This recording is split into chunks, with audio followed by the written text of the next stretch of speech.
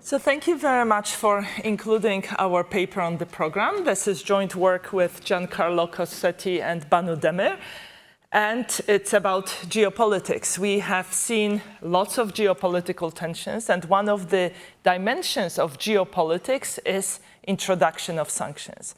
And even though sanctions have been proliferating in recent years, we actually have a fairly limited understanding of their implications, particularly their implications for third countries. So this is what this paper is about. If you have a situation where sanctions restricting exports from sanctioning economies create a vacuum in the market of sanctioned country, that creates an opportunity for third countries, countries not participating in sanctions, to step in and increase their exports. But firms from those countries have to trade off the opportunity to make profit against the heightened risk of reputational damage and potential secondary sanctions. They also have to take into account the possibility of higher transaction costs and higher risk of non-payment. If you are trading with a sanctioned country, it may be much harder for you to actually do anything if you don't get paid.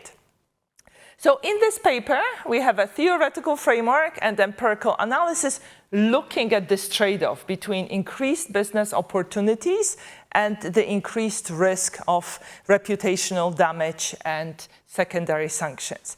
And our empirical setting is Turkey, which is a country not participating in sanctions, but which, due to Western sanctions on Russia introduced after its Russian invasion of Ukraine in 2022, suddenly found itself in a situation where it saw export opportunities in the Russian market. Let me remind you about sanctions, what has happened. Now, Russia started its full-scale invasion of Ukraine on February 22nd, 2022. Western countries responded very quickly with sanctions. These sanctions, among other things, restricted Western exports to Russia. These are exports of military goods, dual-use goods, industrial goods, and luxury goods. Also, most, but not all, banks operating in Russia have been cut off from the SWIFT messaging system, making it much more difficult for them to process transactions in Western currencies. Now, most of the sanctions that I mentioned, these are the sanctions that are relevant to this paper, have been in place by March 2022, so essentially a month after the invasion started. Now, there are many other sanctions. The EU is at the moment on the 19th sanction package, but sanctions relevant to our study were actually introduced by March 2022. And now, from the academic perspective, this is a good laboratory to study the implication of sanctions because of their comprehensive nature and the economy that's subject to sanctions being very large. Right? In many sort of previous episodes, much smaller economies were sanctions, while before the invasion, Russia was 11th largest economy by market exchange rates. And what's very important to understand the context of our paper is Turkey is not participating in sanctions. Right? So that means that firms that operate there are not doing anything illegal if they supply the Russian market.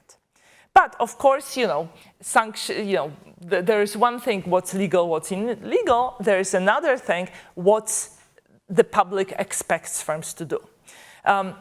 In a very nice paper in the Economic Policy, Hart and co-authors produced a survey of 3,000 Americans, and they were asked about their perceptions of how firms should behave vis-à-vis Russia. And 61% of respondents agreed that doing business in Russia is like being an accomplice to the war. So basically what that means is that the public has very high expectations about how firms should behave, and the public expects that firms should cease supplying the Russian market, whatever the cost, right? So the authors of that paper conclude that actually very few people believe in Milton's Friedman saying that, the business of business is business. No, people actually have much higher expectations.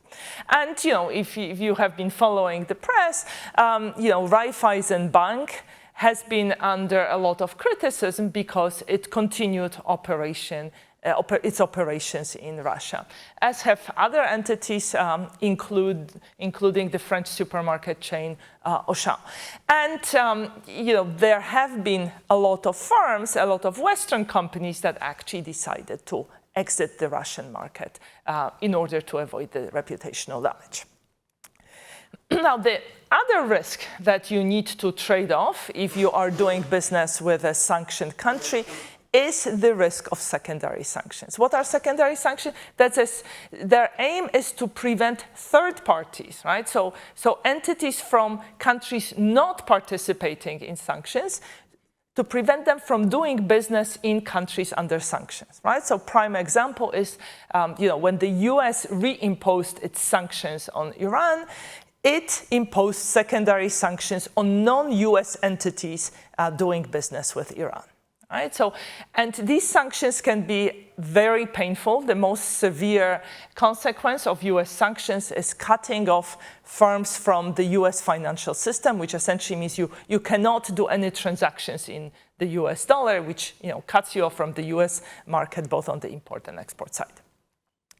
So looking at the Turkish context, when you look at the residualized Turkish exports to Russia, that's the solid line, and you compare them to exports to the rest of the world, you see the red line, that's February 2022, that's the month of the invasion. There is a dip the following month, and then these exports to Russia go up relative to exports of Turkish firms somewhere else. Now, in this paper, we utilize very, very detailed data. Essentially, think of this as transaction-level data. So we know which firm is exporting. We know ownership of that firm. We know the product they are exporting. So these are, if you are familiar with the trade classification, it's 8-digit products, so that's several thousand products. We know the month in which they are exporting. We know the destination country. We know the currency used to invoice this transaction, and we also know the payment method. That's actually something that's unique about Turkish data. We exclude re-export, right? So, there is a separate question of, firms engaging in sanction busting by importing, as intermediaries and exporting further. That's not something we are interested in. We are interested in this decision of firms weighing these export opportunities against risk of sanctions. Now, we have a theoretical framework which builds on work of Crowley and Schmidt-Eisenlohr and co-authors. Essentially, in this framework allows us to think about trade-offs firms face when deciding on currency of invoicing. And actually in the paper, we show that indeed there is a strategic complementarity matters when firms choose which currency to invoice. Operational hedging reasons matter. Financial costs matter, but the interesting story really here is the reputational risk, and that's what I am going to focus on. I am not going to talk about other results we have. So, baseline empirical result. So we are doing standard def in def, where we look at an outcome related to trade. So think about value of trade, firm F exporting to country D, destination country D, a product P, again, very detailed product classification, several thousand products in a given month. Right? And then we are asking, are exports from Turkey increasing more to Russia than to other countries after the war starts, essentially after the imposition of Western sanctions, where March 2022 is where this indicator for the post-period kicks in. Now, we are including firm product destination fixed effects, right? So we are looking at a given firm exporting widgets to Russia, let's say, and we are, or the same firm exporting widgets to Germany, and then we are asking, are exports to Russia increasing disproportionately after sanctions kick in? Right? So anything that's related to ability of firm export the given product to a given destination, right? It's sort of taken care of. So we are using the variation over time. Then we also have product month fixed effects, right? So if there's something happening in global markets, with demand for widgets or Turkish ability to produce widgets, that would be netted out. And finally, we have firm month fixed effects, right? So if firm is going through some turbulence and they are able to produce less or more, that's taken out, right? So within firm month, we are looking, are they exporting more to Russia of a given product than somewhere else? And then we also do a standard event study. Okay, so what do we find? Well, whether we look at value of transactions or quantity, we find that firms from Turkey disproportionately increase their exports to Russia, right? So the war started, European sanctions meant that European and actually US, so Western exports to Russia essentially disappeared. That created a vacuum, and this vacuum is now to some extent being filled by Turkish exporters. Now, if you look at the event study, you see drop in the first month of the war, and then slowly exports are being ramped up and stay at a higher level. But the really interesting question is, are all firms behaving the same way? Now, if you think about who is under greater public pressure and who is more exposed to potential Western sanctions, well, affiliates of Western companies come to mind, right? Because affiliates of Western companies are more visible. They are multinationals. They operate in many markets. They are subject under pressure from their own country, from their own customers elsewhere. They are more visible than other firms.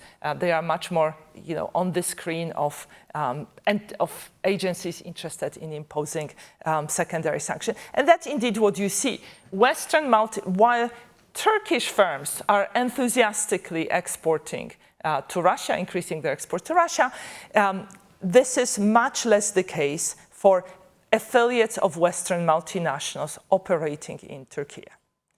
Is it just now?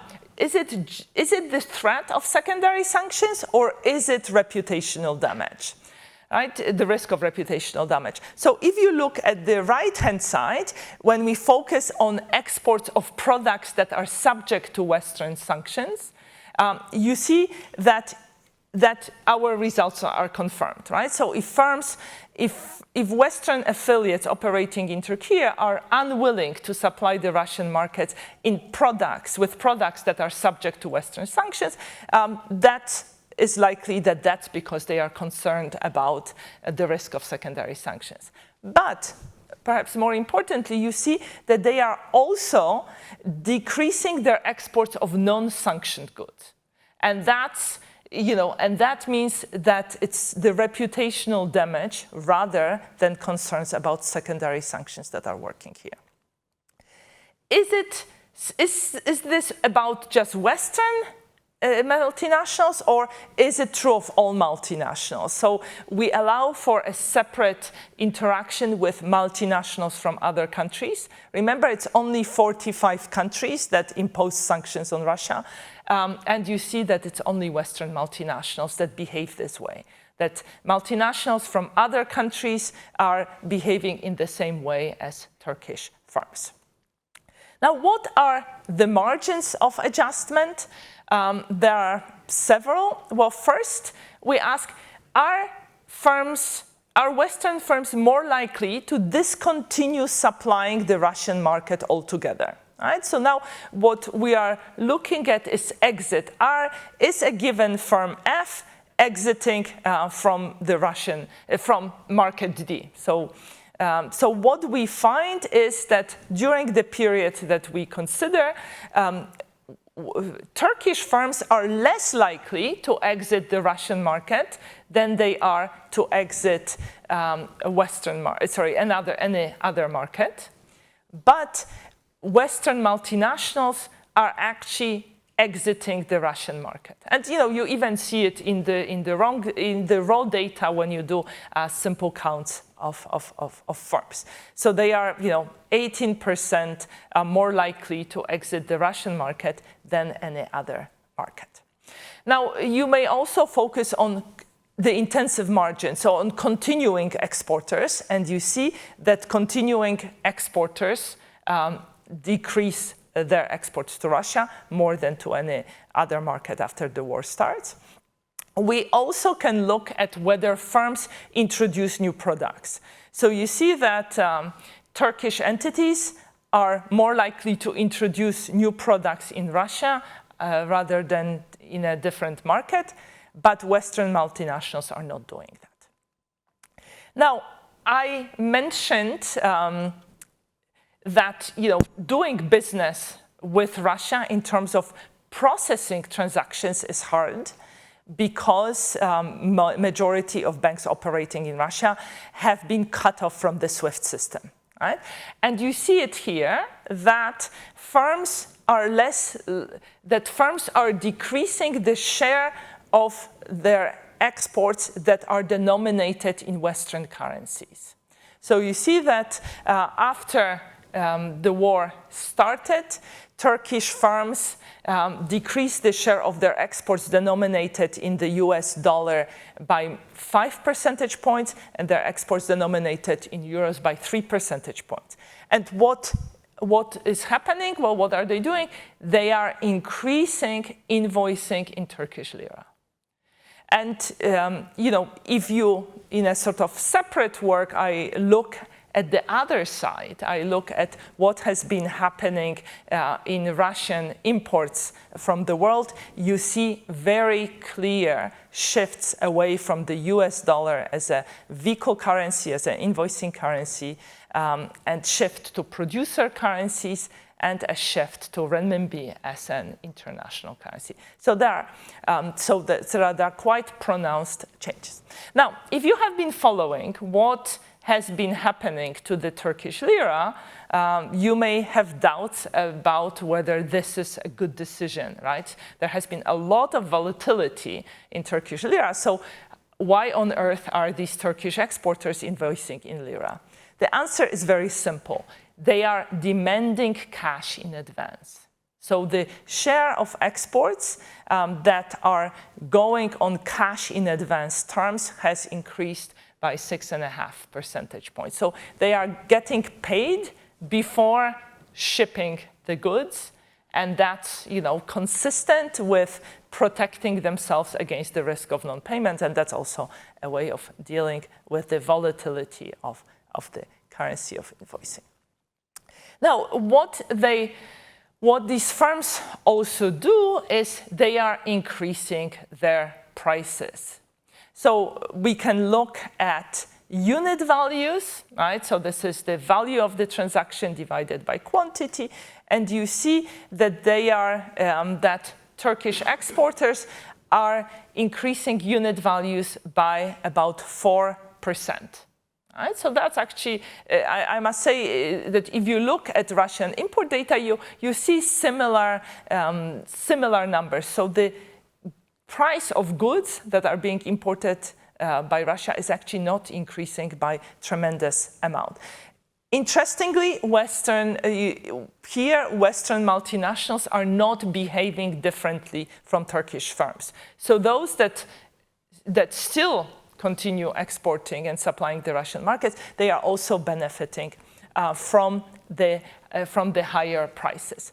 Now, Giancarlo and his co-authors, they have come up with a method for netting out markups from the trade data.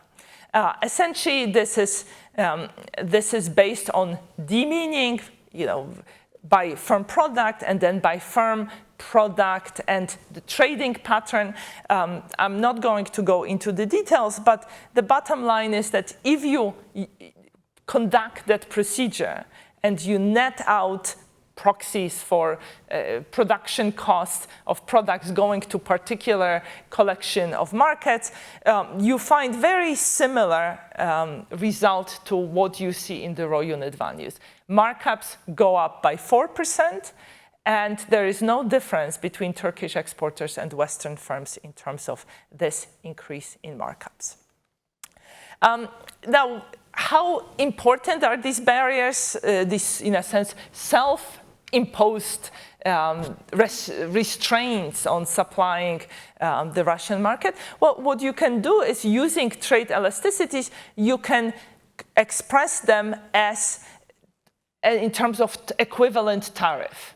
Right? Now, of course, the literature has a wide range of estimates of trade elasticities. So here we've done calculations for several of them. But essentially, these self-imposed restrictions by Western affiliates by Western multinationals are equivalent to a tariff, between 25% to more than 300, depending on which elasticity you assume. So, they are not insignificant. And I think in one of our back of the envelope calculations, we show that they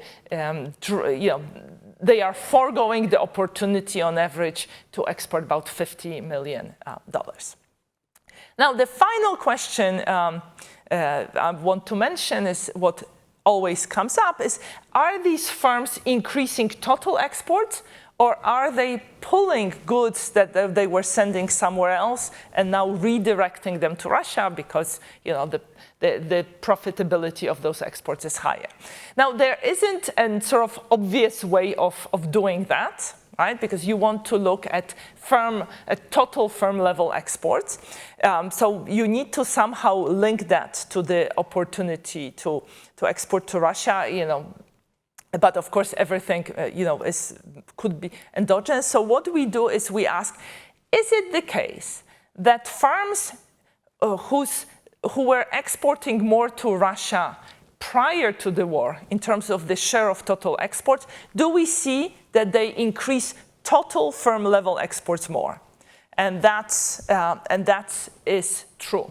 Right? Second, we ask, is it the case that firms for whom goods that would come under sanctions in 2022 were more important in export portfolio, are those the firms that see their total exports going up? And the answer is yes, right? The logic here is that firms are happily exporting, suddenly sanctions come in, European exports of sanctioned goods to Russia disappear, so there is particular export opportunity in those particular goods. So those firms that were exporting more of those products in general have the ability to do it. And that's exactly what you see. You see this for all firms. You see it for you see it for Turkish firms, but not for Western multinationals. So here, others are meaning firms other than Western multinationals. So to conclude, we consider the impact of sanctions on a third country not participating in sanctions, whose firms have to consider the trade-off between export opportunities and the risk of secondary sanctions and reputational damage. We show that this risk indeed seems to matter, as Turkish firms behave differently from Western multinational. Turkish firms take advantage of the export opportunities, while affiliates of Western multinationals operating in Turkey choose not to do so. The results are consistent with both reputational effect and the threat of secondary sanctions being the drivers, because we see similar behavior when sanctioned goods are being traded, so goods subject to Western sanctions, as well as non-sanctioned goods. And we also see that risk of non-payment shifts firms to demand cash in advance, and also difficulties of processing payments in Western currencies shift firms to rely more invoicing in Turkish lira and less on invoicing in the US dollar or the euro. Thank you.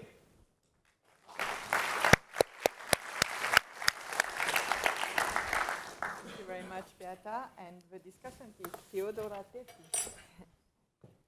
Yeah, first of all, thank you so much for inviting me. Thanks so much for giving me the chance to discuss this super cool paper. I'm first going to summarize a little bit, although Beata was super clear. And then I'm going to go through like my main comments. I don't have that many, but I'll promise I'll have something that we maybe I can use later to discuss. So what does this paper do? So it essentially asks how are Turkish exports to Russia affected by Western sanctions on Russia? Why is that interesting? Well, because Turkey did not impose sanctions, so this is really a third country effect in a sense. So it essentially takes a step back and says Turkey is not actively sanctioning Russia. So how does a change between in the trade costs between West and Russia affect Turkey? I think this paper does essentially three things. So first of all, it asks in general like the question, do Turkish firms increase exports to Russia relative to other destinations? Then it asks, does reputational risk limit firms' ability to benefit from the new export opportunities? And lastly, it also tries to speak a little bit on the margin, as Beata was saying. I gotta say, like the presentation is much more streamlined. As in, when you read the paper, especially in the beginning, it's not 100% clear like what exactly they want to focus on. But it becomes clear later on, like that it's really the reputational risk. So how do they do that? First of all, they have extremely cool data.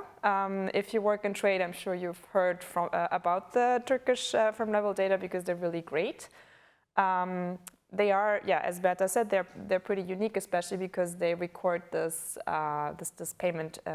So more information on the payment choice and so on. So it's essentially the main specification is a relatively standard diff and diff. So maybe just to note, it's like at the firm level, and this allows them to include a very, very rich set of fixed effects.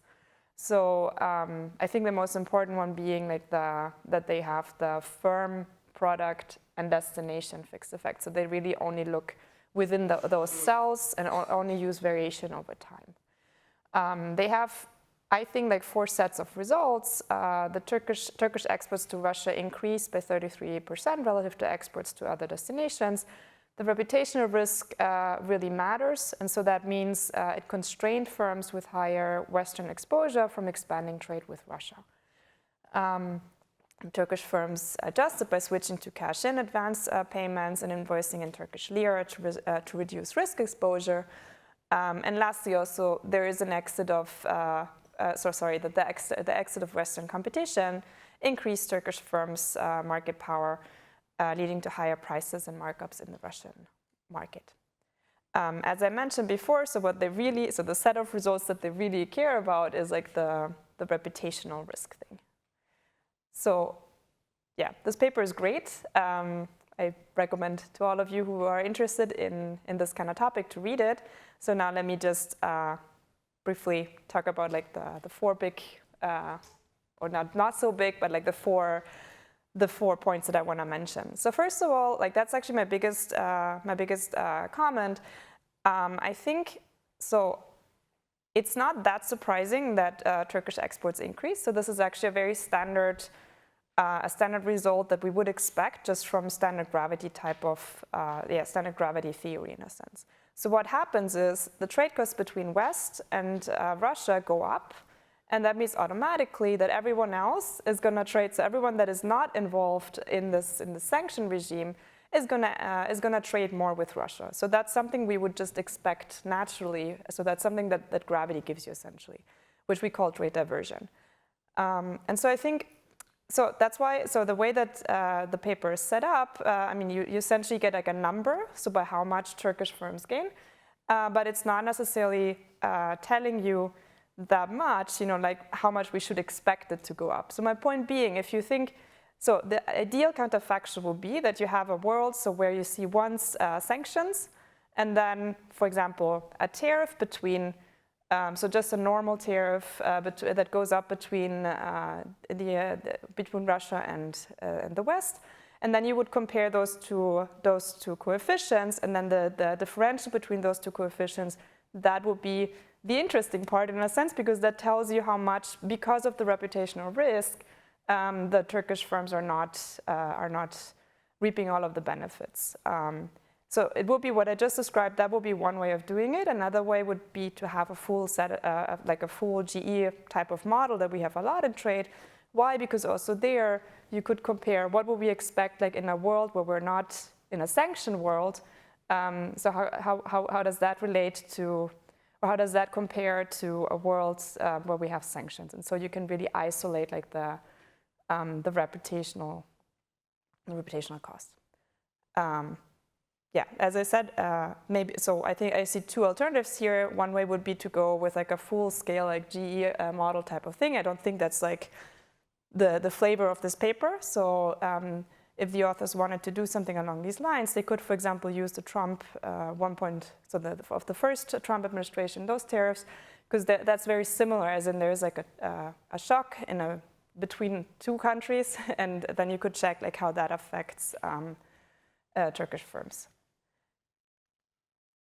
Lastly, so this is a little bit of a cheap comment.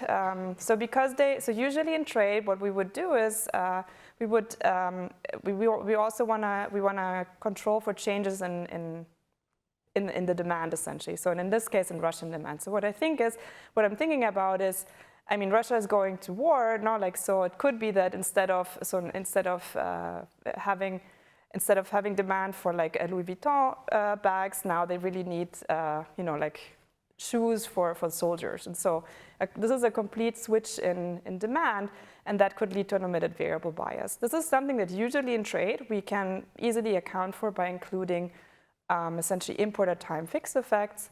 In this setting, this is not possible just because the data is only contains one exporter and not many exporters.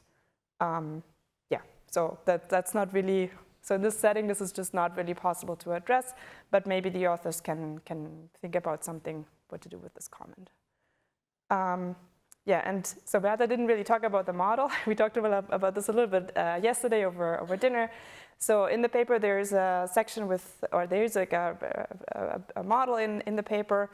As of now, to me, it seems a bit disjunct from empirics. So it seems to be focusing not so much actually on the reputational cost, and that is something, so it's much more focused on like the payment side of things. It also has it has very sharp predictions on the payment, but not so much on the reputational risk. So I think here on this, I hope that in like further iterations, this is gonna be closer to the empirics and mapped much closer to the empirics.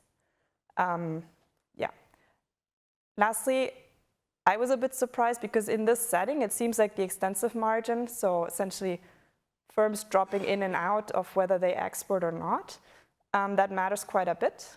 They talk a little bit, in the paper about the extensive margin, but I was kind of surprised that they didn't use in their baseline results, PPML and levels instead of OLS and logs, just because with the PPML and levels, it would include essentially, so it would be a mixture of like the intensive and the extensive margin. In the log OLS, it's just an intensive margin. And then also overall, I think, so I got at times a little bit confused about for which table, which sample it actually is, like that's something I think it could be much clearer on, like just to keep the reader, like to help the reader understand like what exactly is happening, which firms are we looking at, and which ones we're not. But again, I think this is something that the next iteration is gonna be much nicer. I have a couple of points that I thought about while reading that I found very interesting. I mean, this is not something that I feel like the authors have to do, but it's something I thought was kind of interesting. One, for example, in the event studies, it looks like there's like a little bit of a decrease from June 23 onwards, and I was just wondering whether whether the authors can say something about that.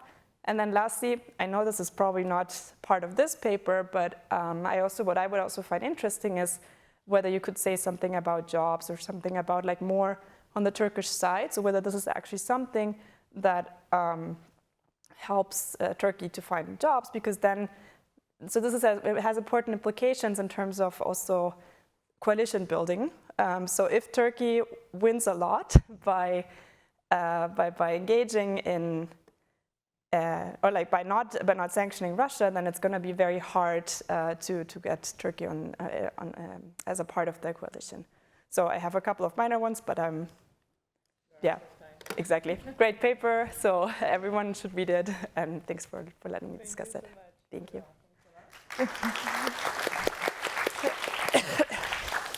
Wonderful. So I'm going to leave you the opportunity to respond a little bit, not too long, but okay. Yeah. So very briefly. So thank you very much, Feodora, for very useful comments. It's absolutely true. Paper is not streamlined, and but there are these things because it is an evolving project, and it has been evolving. The draft has not quite caught up with the latest thinking. But let me respond to 2 points. One is trade diversion. Yes, this paper is about plain vanilla trade diversion, right? But why is it interesting? Some of you may be familiar with Chicago Booth expert panel, where economists are asked periodically to opine on various matters related to economic policy. In March 2022, so a month after the war started, both the European and the American panel were asked the question: sanctions on Russia already in place will lead to, I believe, financial and economic crisis in Russia. 90% of people agreed or strongly agreed, and these are results weighted by respondents' confidence. So economists were very confident these sanctions would have brought about financial crisis in Russia. And in my job at the EBRD, that was the question that I was most frequently asked by journalists: when is Russia going to see financial crisis? Right? So, trade diversion should have been an obvious thing, because if 141 countries at the UN condemned invasion, but only 45 countries participated in sanctions, but somehow it has not entered the public mind. So in a sense, what you are suggesting is to compare regular trade diversion under some sort of trade policy change to trade diversion driven by sanctions, right? That is the point of your first comment. So the way we think about this is we think that Turkish firms, that's the regular trade diversion, and multinationals, that's different behavior because they are worried about sanctions.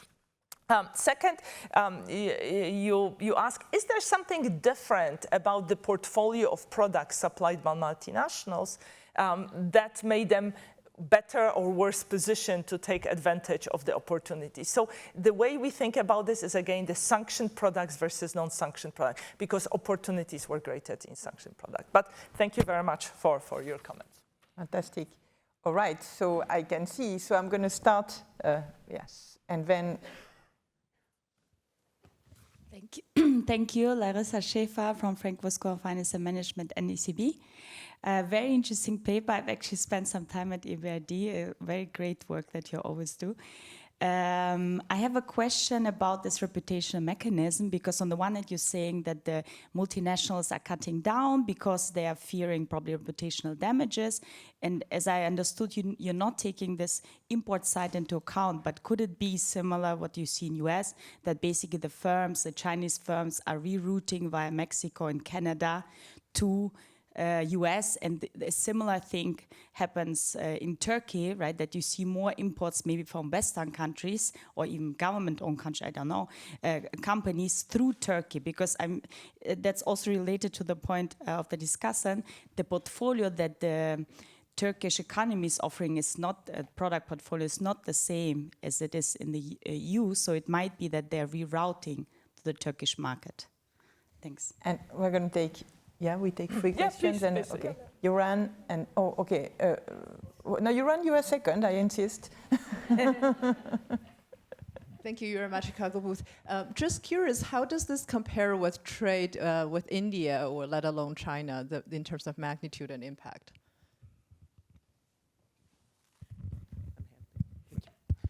Arnaud Mali, CB. I was wondering, Beata, whether you also could use the imports data to shed light on this reputational mechanism. There is a discussion in the EU now on the 19th package on secondary sanctions that we could impose on countries which continue to import Russian oil to fuel the Russian oil machines. So there are goods which are specifically, let's say, likely to trigger secondary sanctions, and whether this could be those ones that could be helpful to shed light on this effect. But paper is super good, so I like it a lot. So thank you very much for the comments. We are not looking at Russian exports of oil because other people have looked at this. So Elena Rybakova, for instance. So that's why this paper is sort of much more smaller. How does it compare to trade with Russia, with India, China? So, you know, I have other papers that use aggregate data, and essentially you see exports from China to Russia increase. And you know, Turkey and China are the two countries where you see the biggest increase. You also see rerouting via Kyrgyzstan, Kazakhstan, Armenia. You see also goods destined to, you know, exports from Western Europe to Kazakhstan, Kyrgyzstan, and Armenia getting lost in transit. So essentially, you know, if you compare what Germany reports as being exported to these countries versus what they report as being imported, suddenly, after the war starts, many of those goods get lost along the way. And this is true for sanctioned goods, not for goods that are not subject to sanctions. So all of this is happening. In terms of the reputational mechanisms and rerouting, so we intentionally excluded re-exports, but you know, there could be something else. So we have a table in the paper where we ask, are these firms exporting goods that they imported from Europe in the last 2 months? And the answer is yes, there is some of that happening. On this, why did you exclude rerouting? Because that sounds like a very interesting question. So one reason is there was another team working on that. Okay. I don't know whether they have done it. And then, you know, rerouting you also see in aggregate data. I mean, in principle, you know, we've done the analysis with re-exports, without re-exports, continuing exporters, including new exporters. You know, the numbers, the magnitudes change somewhat, but the message is the same. But other questions? Because I just had a follow-up on this, but I guess what is especially interesting is also all these dual-purpose goods, right? So in disaggregated data, you can say more about this. Yes. So so when you look at so we actually do it in the paper. You see that exports of all types of sanctioned goods subject to Western sanctions increase. You see it in aggregate data that, you know, round tripping and goods that get lost in transit. These are particularly goods that are subject to sanction. So you see all of it. Now, we have also another set of results I didn't talk about, is that the multinationals, the foreign affiliates that are most sensitive are those that have US ownership. So essentially, if you have at least 10% of US ownership, you essentially, you know, don't increase your exports at all to Russia. Now, we also tried to look at the related question, you know, do you behave differently if you are supplying the Western markets, let's say European Western market? It doesn't seem to be the case. So it seems like the US secondary sanctions are the most scary ones because firms with US ownership seem to react the most.